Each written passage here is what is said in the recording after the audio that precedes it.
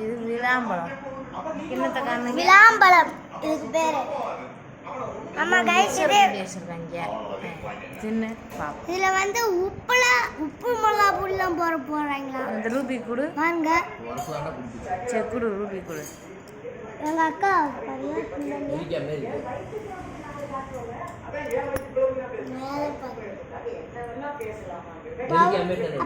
இப்ப நீ சாப்பிடு. மாங்காய் மாதிரி இருந்துச்சு.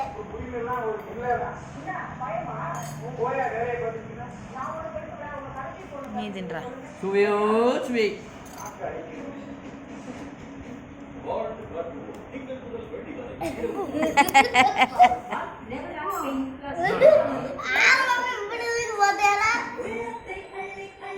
வெஜிடபிள் நல்லா இருக்கு. நல்லா இல்லையா? அது ஊர்றா.